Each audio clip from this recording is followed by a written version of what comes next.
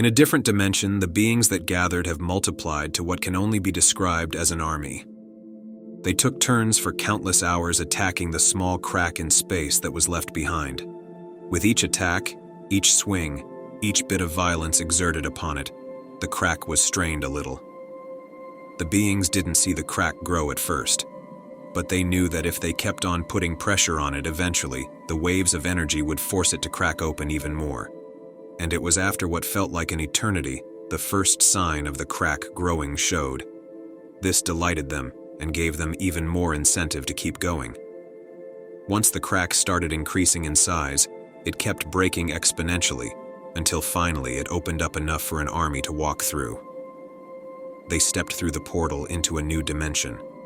Once a lot of them were through, they stood still and let their bodies adjust to the new sensations of the dimension. Once fully adjusted, they let loose a scream so loud and so vicious that it shook the very planet beneath them. On planet numbers, every person heard a sudden sound coming from the sky. It was as if the gods themselves were angry and let loose a scream of rage. As the sound covered the entire planet, everyone felt a cold chill run down their spine. Once the scream reached Demo, who was running, he grabbed his chest in pain and fell down. The tattoo on his chest started pulsating again, but this time it was a lot more violent, as if the scream excited it. The other students who had since gathered in the gym all looked at each other in confusion as to what the sound was. Leon, who was in his private room, looked up in fear. He recognized the sound, and with fear in his voice he said, "No." The beings above the planet, having finished their harrowing scream, looked at the planet with rage in their eyes. A huge being covered in scars and armor then walked up to be in front of them. His aura was filled with menace and anger as he pointed at the planet and spoke in their language. "Nethal Thramana, let them drown in their shadows." This is the war cry the other beings were waiting for. They rush towards the planet. It's as if a wave of darkness is about to crash into the planet. The flames of entry don't seem to have any effect on them. As they land, they release another scream. The people in this city, seeing the dark being, realize that they are in danger, because these seem like the monsters they have been taught about in school. Panic rolls over the land as the beings start slaughtering everything that crosses their path. The beings landed on one continent and started their rampage. The rest of the world was quickly informed of the sudden invasion. All the TV screens broadcasted the sudden massacre happening on their planet. These are the images of the destruction caused by the Palindra who invaded our world. There must have been a portal rupture somewhere. Requests for help has been sent to the UDA, Universe Defense Army, but it will take them some time before they arrive. We want to ask anyone who is capable to please go and defend our planet before it's too late. The news spread across planet numbers as all the gyms and martial artists and those who deemed themselves strong got ready to go to battle with the Palindra monsters. Back in the Dragon Gym, Demo was still on the ground, but the other members were all busy getting dressed for battle or cowering in the corner or calling their family members. They all stopped what they were doing when Leon stepped into the gym wearing his full battle uniform. All attention turned to him, and he decided to boost morale before they stepped onto the battlefield. "All of you here get ready to fight. Being afraid doesn't mean you get to skip fighting for your life. These monsters don't care if you're afraid. So why should you? The S rank will be the vanguard. You will take the brunt of their attack and kill as many as you can. A rank, you will take care of those that slip through the cracks. B, you will do all you can to support the A rank. Make sure their equipment stays strong. Make sure their bones don't stay broken for long. And the new recruits, you will be in the back. Your duty is to make sure that materials are in constant supply. If you can join the fight, do so. If you're too afraid to fight with your fists, fight with your ability to strengthen others." The members nod. Make sure everyone is wearing a belt of materials and a bracelet of durability.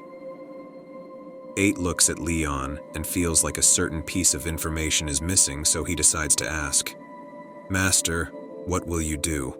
Leon smiles at the question as if to reassure everyone.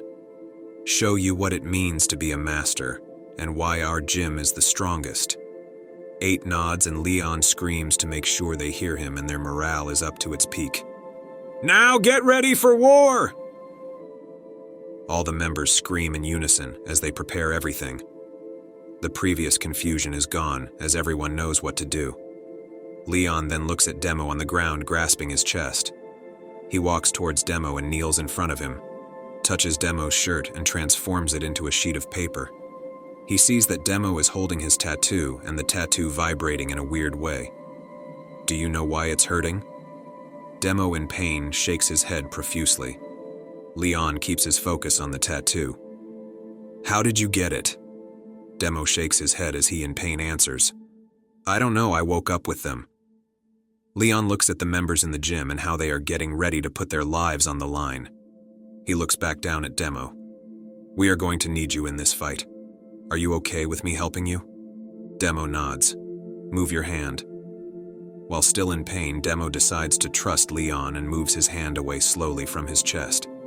Leon doesn't waste any time and places his hand on the tattoo.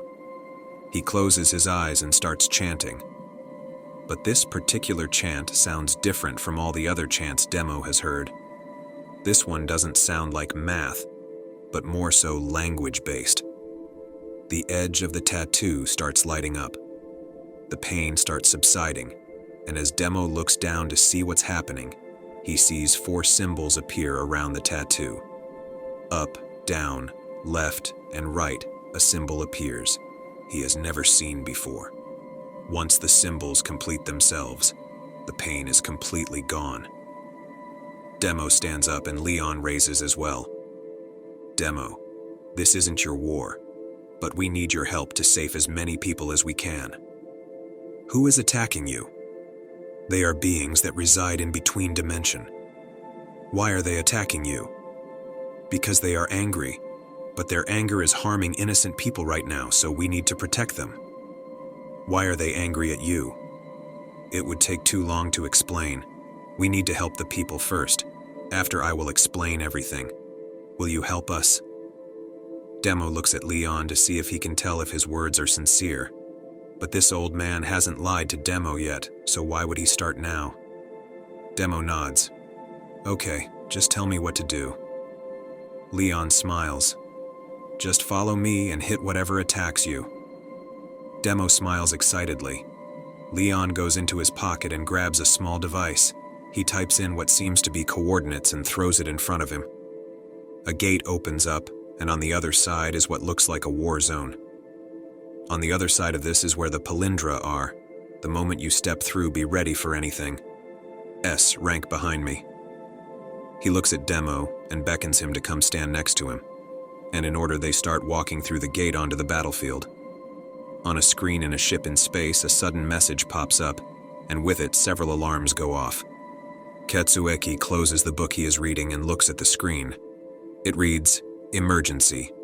Portal rupture. Stitch has failed. Damn. He stands up and places his hands on the floor of the ship. The entire ship starts to glow.